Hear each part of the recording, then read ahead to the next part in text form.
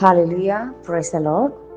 ঈশ্বৰক ধন্যবাদ দিওঁ, তেওঁ যে আমাক সুন্দৰ দিনবিলাক দি আছে আৰু আমাক সকলোকে তেওঁৰ বাক্য লৈ আমাক আনি আছে। তাৰ কাৰণে আজিৰ দিনটোৰ আৰম্ভণিতে আমি ঈশ্বৰৰ বাক্য চাওঁ। আজিৰ বাক্য আমি লৈছোঁ ইব্ৰী 6 অধ্যায়ৰ 17 আৰু 18 পদ। সুন্দৰ ঈশ্বৰৰ বাক্য আমাৰ কাৰণে কৈছে, সেইদৰে ঈশ্বৰে সেই প্ৰতিজ্ঞাৰ উত্তৰাধিকাৰীবিলাকক তেওঁৰ আলচৰ অলৰতা বাহুবল্য ৰূপে দেখুৱাবৰ মনেৰে শপতক মধ্যস্থ কৰিলে। যি বিষয়ত ঈশ্বৰে মিছা কোৱা অসাধ্য, এনে অলৰ দুই বিষয়ৰ দ্বাৰাই আমাৰ আগত থকা আশা অৱলম্বন কৰিবৰ কাৰণে আশ্ৰয় লৈ পলোৱা যি আমি যেন দৃঢ় আশ্বাস পাওঁ, তাৰ কাৰণে কৰিলে। Hallelujah, praise the lord. ঈশ্বৰৰ সুন্দৰ বাক্যৰ কাৰণে ঈশ্বৰক ধন্যবাদ দিওঁ। প্ৰিয়সকল, ইয়াতে ঈশ্বৰৰ বাক্যই যিটো প্ৰতিজ্ঞাৰ কথা কৈ আছে, ইয়াতে আমি সকলো জানো আমি প্ৰতিজ্ঞাৰ সন্তান হয়। আমি আব্ৰাহামৰ বংশৰ হয়। আমি প্ৰতিজ্ঞা, ঈশ্বৰে কৰা প্ৰতিজ্ঞাত আমি আছো। সেইকাৰণে সেই প্ৰতিজ্ঞাটোৰ যিটো উত্তৰাধিকাৰী হওঁ আমিবিলাক, এইটোকে আমাকে কৈ আছে যে তেওঁৰ আলচৰ অলৰতাত বুলি কৈছে।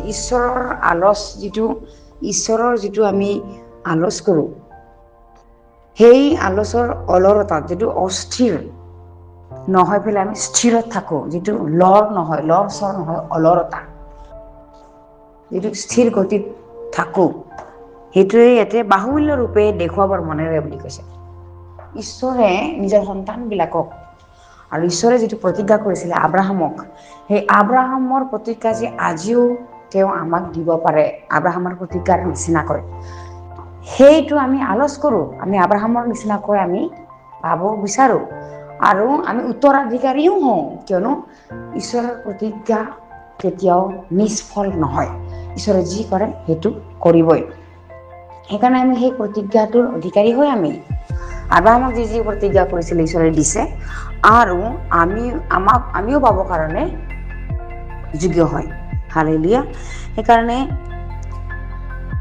সেইটো বাহুবল্য ৰূপে দেখুৱাবৰ মনেৰে শপতক মধ্যস্থ কৰিলে বুলি কৈছে ঈশ্বৰে। আৰু একো প্ৰমাণ নাই, প্ৰমাণ যে শপত খাবৰ কাৰণে। কিন্তু ঈশ্বৰে কাৰ শপত খালে? আমি ইয়াতে যদি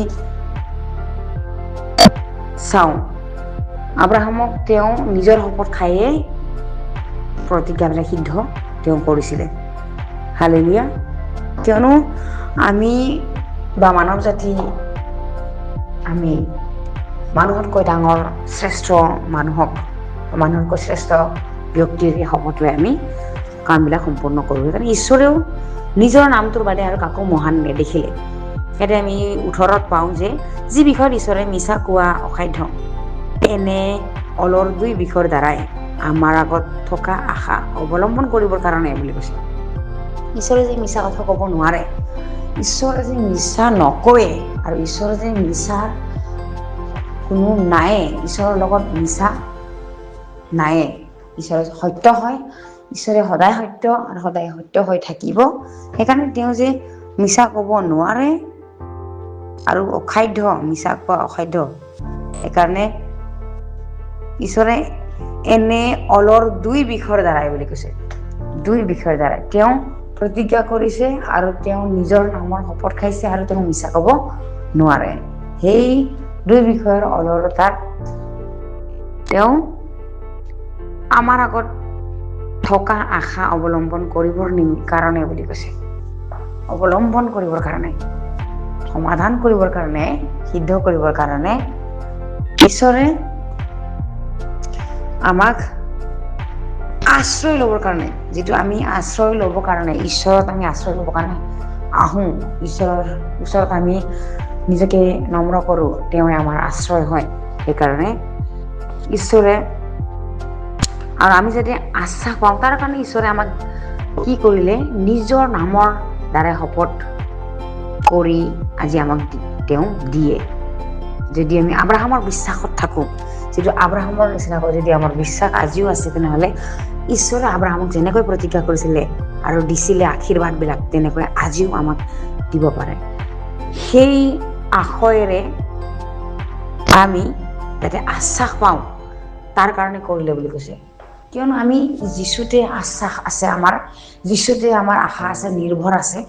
সেইকাৰণে ঈশ্বৰে প্ৰমাণ দেখাইছে যে নিজৰ নামৰ শপত লৈ কিনে আব্ৰাহামক আশীৰ্বাদ কৰিছিলে। আৰু সেই কথাষাৰ আজিও আমাৰ মনত পেলাই পবিত্ৰ আত্মাই যে আব্ৰাহামক কেনেকৈ আশীৰ্বাদ কৰিছিলে। আজি সেই আশাটো আজি আমাৰো আশা, এটা ডাঙৰ আশা। এইটোকে অৱলম্বন কৰিবৰ কাৰণে ঈশ্বৰে এনেকুৱা কৰিলে যাতে আমি আশ্বাস পাওঁ তেওঁৰ আশ্ৰয়ত। আমেন। আৰু সেই আশা আমি চিৰকাললৈকে থাকিব লাগে, কাৰণ তেওঁ আহিব যিটো ৰেপচাৰত আমাক লৈ যাব। হালেলুয়া। আমি জীয়াই থাকিলেও তেওঁ আমাক আশীৰ্বাদ কৰিব, প্ৰতিজ্ঞা কৰাৰ নিচিনা কৰে। তেওঁ প্ৰতিজ্ঞা কৰিছে যে মই আকৌ আহিম। হালেলুয়া। চোৰৰ নিচিনাকৈ তেওঁ আহিম বুলি তেওঁৰ বাক্যত লিখা আছে। হালেলুয়া। মই বিশ্বাস কৰোঁ এই বাক্যৰ যোগেদি আপোনালোক সকলোৱে আশীৰ্বাদ প্ৰাপ্ত হৈছে বুলি। আহক আমি একেলগে প্ৰাৰ্থনা কৰোঁ। ধন্যবাদ প্ৰভু তোমাৰ প্ৰেম অনুগ্ৰহৰ কাৰণে। তুমি আমাৰ আশা, তুমি আমাৰ বিশ্বাস প্ৰভু, তুমি আমাৰ সত্যৰ পথ হয় প্ৰভু।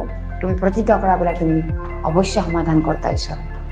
প্ৰভু তোমাক ধন্যবাদ দিওঁ তোমাৰ প্ৰেম অনুগ্ৰহৰ কাৰণে। ওৰে দিনটো তোমাৰ হাতত সমৰ্পণ কৰি এই সকলো যাচনা নাচাৰতীয় প্ৰভু যীশুৰ নামত খুজিছোঁ। আমেন।